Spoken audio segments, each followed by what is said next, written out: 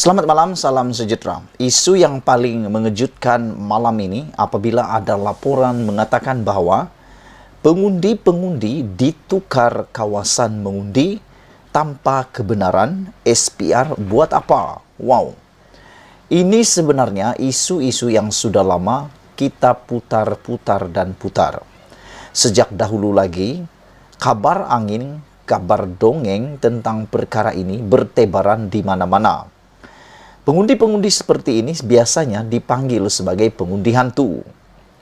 Banyak kali di mana-mana di seluruh Malaysia, sering kali ada cerita-cerita yang tak tahulah benar atau tidak, tetapi sering kali menjadi menghantui pilihan raya ialah munculnya pengundi-pengundi hantu yang tak tahulah datang dari mana hantu-hantu tersebut.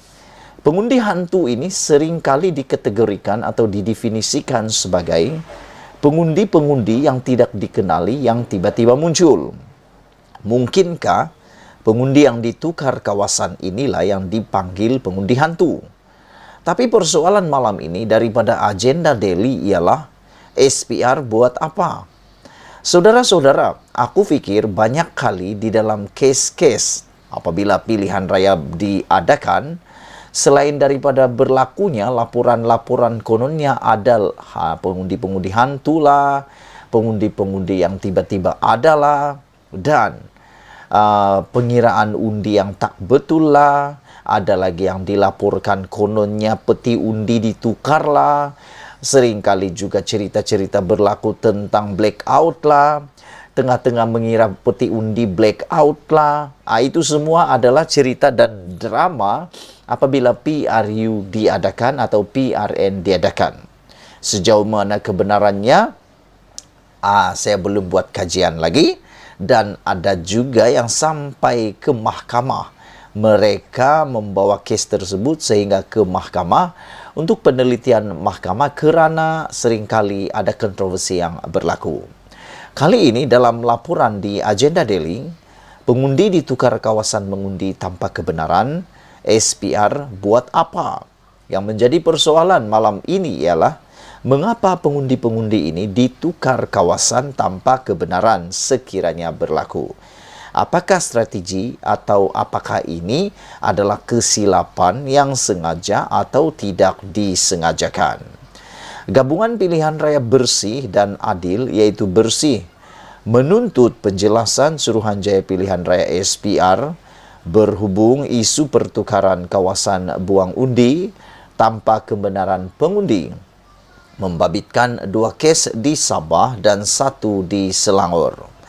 Memetik laporan The Malaysian Insight, Bersih berkata, pihaknya menerima beberapa aduan daripada orang ramai yang kawasan membuang undi mereka ditukar tanpa pengetahuan dan persetujuan.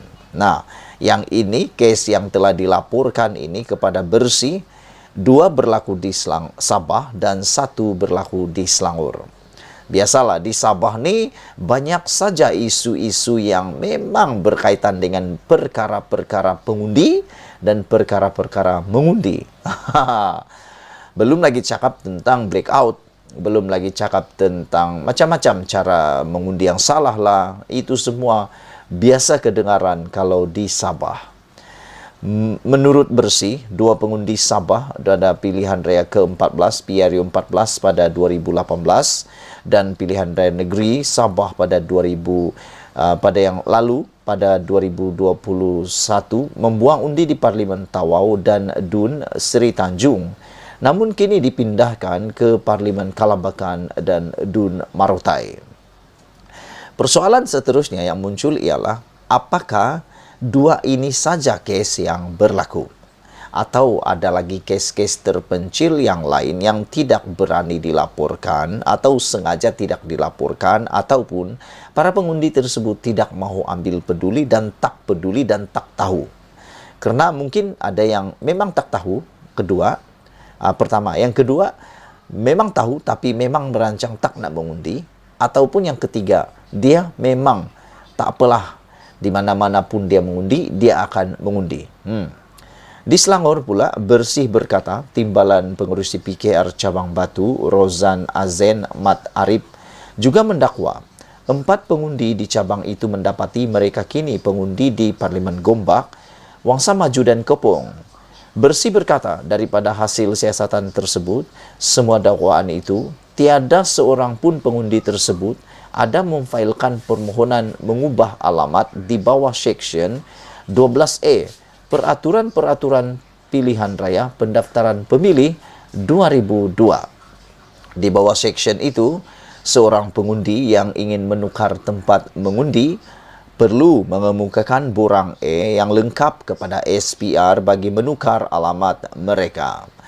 Makna kata, sekiranya pengundi-pengundi yang terlibat ini tidak mengisi borang E dan yang lengkap dan menghantar kepada SPR, maknanya mereka tidak bersetuju, tidak ada kebenaran.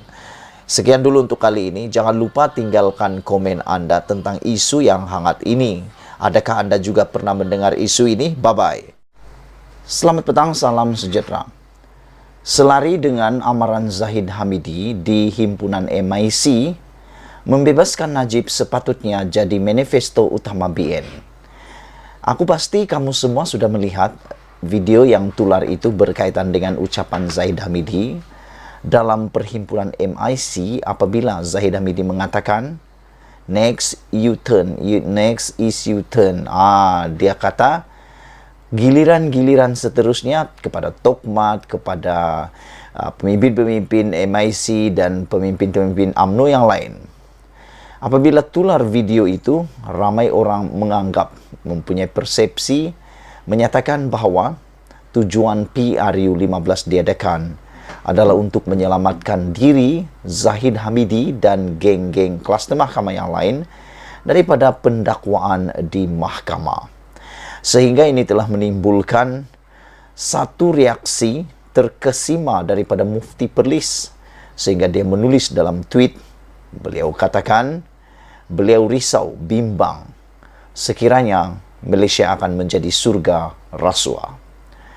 Walaupun berada di penjara dan berstatus banduan, UMNO bahagian Pekan dilaporkan masih meletakkan Najib Razak sebagai calon dalam PRU 15 akan datang. Najib disenaraikan bersama 4 yang lain untuk bertanding di kerusi Parlimen Pekan. Keputusan UMNO bahagian Pekan yang dianggap pelik itu lantas membuatkan Ketua Pembangkang Anwar Ibrahim menyindir agar mereka diberikan sesalinan buku perlembagaan negara. Peguam UMNO juga seharusnya memberi nasihat kepada UMNO bahagian Pekan tambah Anwar lagi.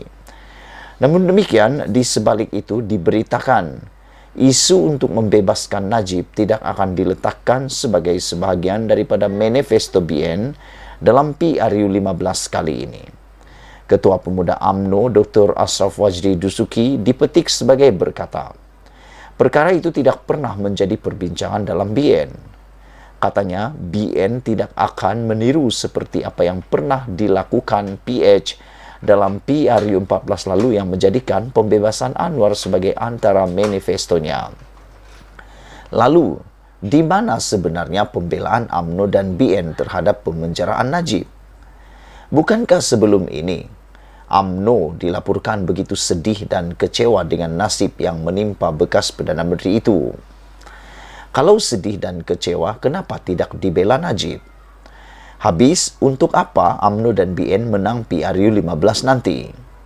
Sepatutnya, jika UMNO dan BN benar-benar sedih dan kecewa dengan pemenjaraan Najib yang kononnya dicampuri banyak elemen ketidakadilan, membebaskan bekas Presiden UMNO itu mesti menjadi antara agenda utama dalam manifesto yang akan dibentangkan kepada rakyat.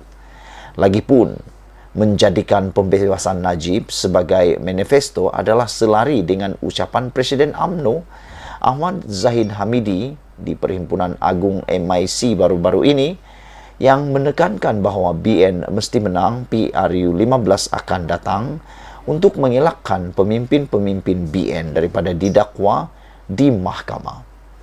Kalau BN kalah dalam PRU 15 nanti, nasib kita akan jadi lebih buruk daripada PRU 14 lalu, kata Zahid Hamidi. Bukan saja saya, Tokmat, Tan Sri Vicky, Saravanan, Wika Siong, Hishamuddin, semuanya dalam senarai untuk didakwa. Demikian antara amaran Zahid Hamidi. Untuk itu, Zahid Hamidi yang masih berdepan 47 kes perbicaraan di mahkamah memberi amaran BN tiada pilihan lain melainkan mesti menang dalam PRU 15 nanti. Tetapi, kenapa dengan kemenangan dominan BN yang begitu diharap-harapkan itu, hanya nama-nama tersebut saja yang ingin dibela? Mengapa Najib diketepikan? Bukankah kesalahan Najib juga berkaitan rasuah dan pecah amanah, sama dengan kebimbangan Zahid Hamidi terhadap kemungkinan pendakwaan dikenakan atas nama-nama yang disebutnya itu? Ini sudah tidak adil. Ini sudah tidak adil. Ataukah ini membayangkan jika selepas BN menang nanti, Najib akan terus dibiarkan berada lebih lama dalam penjara supaya yang berkuasa di luar tidak tergugat kuasa mereka? Ditulis oleh Sabudin Hussein. Sekian dulu untuk kali ini. Jangan lupa tinggalkan komen Anda, tekan butang subscribe.